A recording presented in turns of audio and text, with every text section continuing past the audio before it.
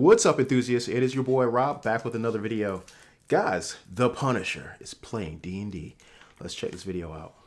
Get your Capri Suns, boys.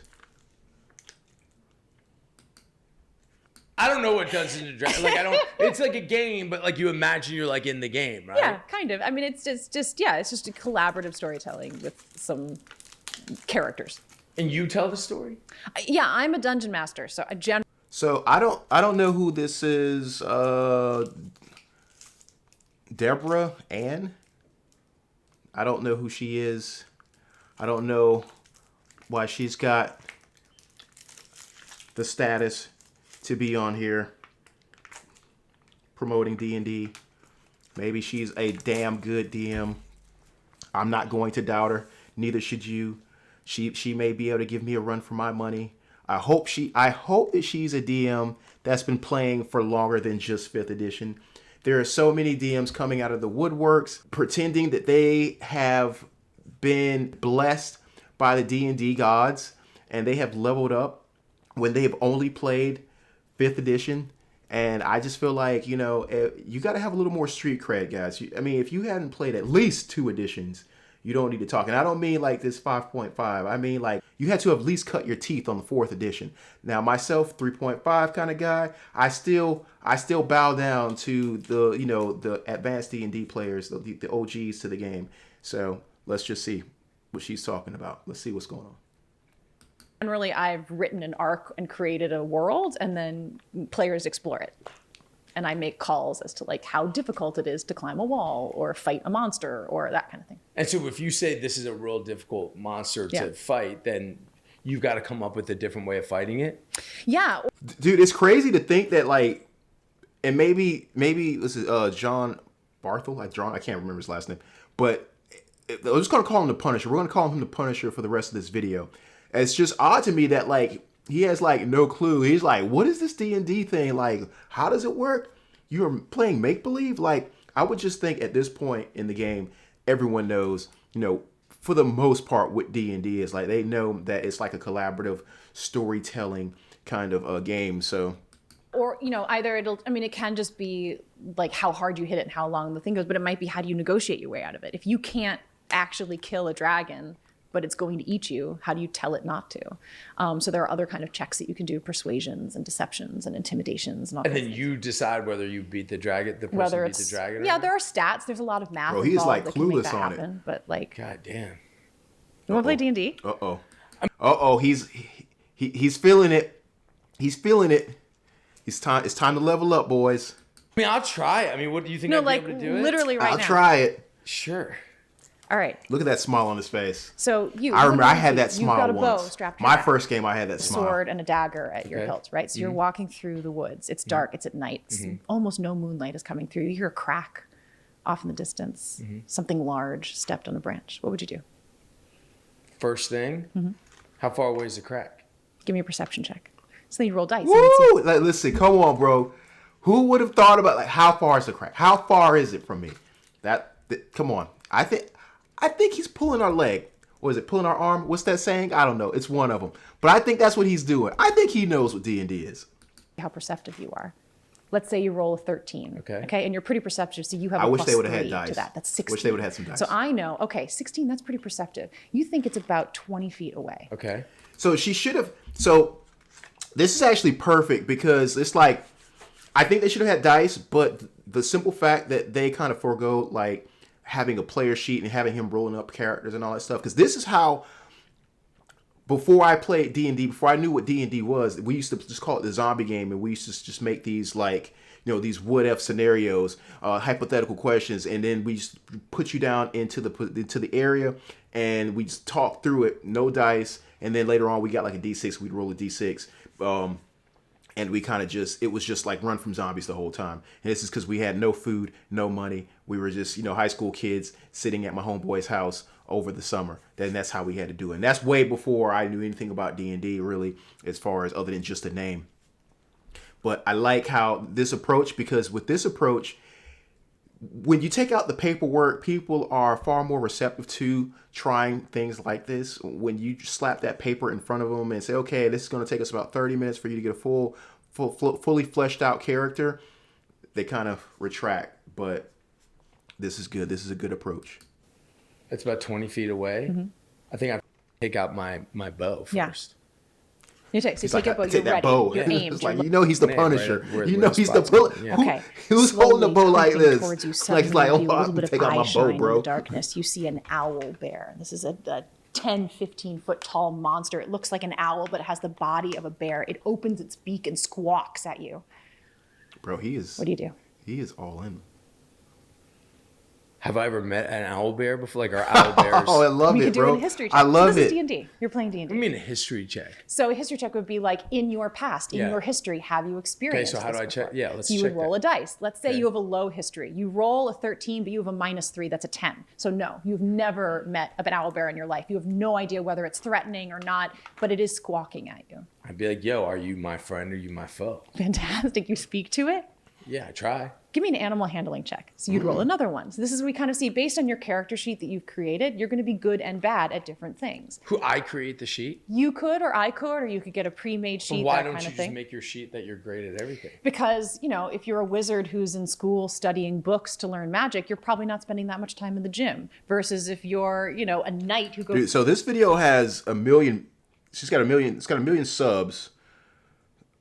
Real ones. This is his actual YouTube channel. I'm guessing, and he's got 1 million subs. This video has how many views does this video have? All right, bro. So this video has over 1 million, just over 1 million views.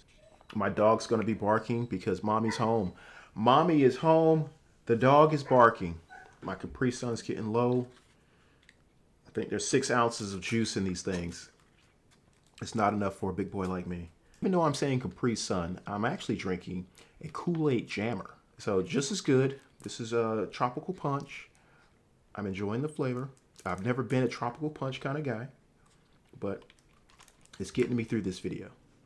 Goes out and slays dragons, you know, maybe you're socially awkward and don't know how to talk to people, so your So is it charisma within your status. interest to like not be great at everything? You want flaws. Like one of my favorite characters, my friend Tommy played Viros. He was a prince, and the idea was that he was You know very. who she looks like? She looks like Pearl.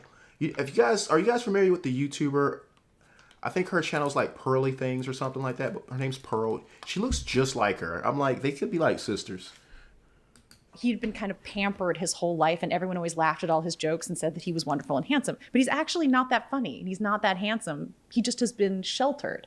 So when he got out in the world and started investigating, he thinks that he's this charming, suave individual, but his stats, his like literal charisma stats, are very low. So he would fail constantly, and part of his story throughout the campaign was him learning that he wasn't as charming as he thought he was. So flaws are great. Flaws make good story. Yeah, okay. So I've never had a woman DM. So I am interested to see the contrast in DMing styles from a man to a woman. Like, our sessions are always very gritty, very steeped in combat and thievery and nudity and everything else, lewd and crude. But when you're at a table with a bunch of guys, I mean, what are you gonna get? You're gonna kind of get that. So, But is the goal to win? No. What's There the is goal? no goals to tell a great story. Tell a great story. same question my wife was asked. Like, she was just like, "How do I win?" And I was like, "You don't win. We're telling a story, and it's like you just kind of go through the motions. It's all about the journey." And she's like, "No, I don't get it." So that And I there find might that be funny. there might be arcs of like one big bad is like hurting innocent people, and there are monsters to fight. So you're motivated to be a hero, and that's what I love about D&D is practicing being a hero. It's practicing protecting the innocent and stopping the bad guy and standing up for your fellow players. It's the greatest game ever created, and it's just I second that. It is the greatest game ever created. Well, I know we had that drama with the Gary Gygax. Oh my God! If you were on the Facebook group, I think it's like D&D for old dudes or something like that. Dude, I posted something about this whole thing with Gary Gygax. You guys have seen the video. Video's doing very well for me. Thank you guys for everyone that watched that video, that liked it. But over on Facebook, I posted something about it, and I mean, dude, it just blew up comments everywhere. So much so that the admins had to turn off the comments. Like, come on, bro, come on. If we're here, we're talking about D&D. We are talking about the creator of D&D. No one's going off topic. Why cut the comments? So yeah, but they're trying to silence me. Collaborative storytelling. You just sit at a table. It's as close as you can get to when you were 7 on the play yard, just like making up games and stories. He's so astonished. And I love he's it. just like, And I will do it until I die. Yeah. Dude. And it saved me through pandemic. It saved me through strikes. You know, like I always had this thing to turn to for creativity and finances, frankly. How finances? People pay me to run games for them What? and pay me to write campaigns and do things like that. Yo. Yeah. It's like a whole side career now. But it's cool. And like that's big, because that's one thing I've never saw coming. I knew people have been getting paid to DM for a while now, but just when I was first learning the game, I was still playing 3.5, and I could just, at that point in time, I could never imagine someone actually getting a income from being a DM. But anything is possible in this day and age. So guys, if you'd like me to run a game, let me know down in the comments. I'd be more than happy to pick about 4 or 5 subscribers, and we all just have a session, one shot. I said, it's that one weird space where we're all nerdy. So I don't. You do it like free of, there's no nerves or insecurity. Well, there's nerves and insecurity, but I don't have to worry about not being cool. Whereas like every time I'm on a Daredevil set, I'm a little worried that I'm not cool. Oh, crap! I'm not cool enough for everybody. Oh my God! Oh my God. How did I not know? I used to love Daredevil. It's just, as soon as she said Daredevil, obviously, it's like it clicked, and I was like, oh, it's her! It's her from Daredevil. Oh my God. I can't remember what her name was in the show, but I used to watch Daredevil religiously back when I used to actually watch a lot of TV. But oh my God, man, I'm so stupid. Oh gee, never call yourself stupid, by the way, guys. I'm so, oh my God, that's crazy. You know. It's funny, man. And again, we were talking about this and girl joking from about Daredevil, it earlier, but bro. it's like when you say like True Blood being cool and stuff, Yeah. like I hear I feel the exact same. I felt like I never could fit in. Yeah. Because I was always like this athlete and this boxer guy who was like trying to be an actor. And like, I always felt like, you know, not cool enough. Like I could never like really like speak that language. And I remember when we were, you know, when Walking Dead like first happened, you know, True Blood was like, I remember we were at like one of those awards that like one of those like, you know, like, I don't know, like Saturn Awards or something like that. And I remember like, you know, Walking Dead hadn't come out yet, but me and Sarah were there and we had to announce something, and they showed like the it was like the True Blood cast, and like it was like close-ups of their face that we and like me and Sarah walked out, and I remember who it was, but like one of the main women on that cast, and she was like, "Who are they?" Like that, like kind of like zombie show, you know what I mean? Yeah. And I was like, yeah, that's her. Hollywood is a weird space. Bro, like it's I'm still trying to just wrap my head around this, that the girl that's from Daredevil, like, she is now a paid DM. She's making money off of DMing sessions. That is so wild to me, man, because I'm like, she's an actor. Like, why would she need to? But, dude, that's how much passion people have for Dungeons and Dragons. And I just noticed that this light is casting a terrible shadow right now. So forgive me. I need to get my light. I need to get everything. I need to get like a full studio light setup going so it can look nice and professional for you guys. Now that I see this, I see that professional actors are coming into our space, our hobby space, and they are more than welcome to be here. And so I've got to tighten up. Where either you were always cool or you were like your story where you're like, I was a nerd, or I was a jock who didn't really do this stuff, but fell in love with it and then felt like an imposter because I didn't come from the weird artsy clique. Mm-hmm. Or you're me, who was always the weird artsy kid who then goes into Hollywood and everyone's cool and wants to party. And I'm like, oh, I don't know how to do that. Mm-hmm, you know? Mm-hmm. So it's a weird space where, yeah, I don't know. I don't, you know, I at those industry parties, I always end up in the kitchen doing dishes. That's right in the middle. With the caterers. Because I just, I've done that several times. Like one of the Netflix parties, like at Ted Sarandis' house. They're like name dropping. You went into the kitchen, started doing dishes? I did dishes in the kitchen because I was so nervous. I didn't know who to talk to or how to be there. So I went in to use the bathroom or something like that. And I don't know. I just was like, oh, let me get that. I don't know. My brain needed something to do. Yeah. You know, I think that's also why games and stuff help me, because it's like an activity. And I can get to know people better if it's not just talking. They're perfect for icebreakers. Playing a game and I'm learning who you are. Yeah. If you are an introvert, like, not saying it's got to be D&D. I mean, it could be any kind of board game, any kind of card game, but it's just the best way to break ice, because you are not collaborating. You are you're fellowshipping with people. Maybe you know them, maybe you obviously don't know them if you're kind of introverted and you're in a group setting with people you maybe don't know them, but it's a good way to kind of get you talking and getting you laughing, and makes you forget about kind of being in that bubble and trying to watch what you're saying and what you're doing and how you're sitting and your body language. So yeah, gaming, it opens you up to the environment and being able to be yourself and be comfortable.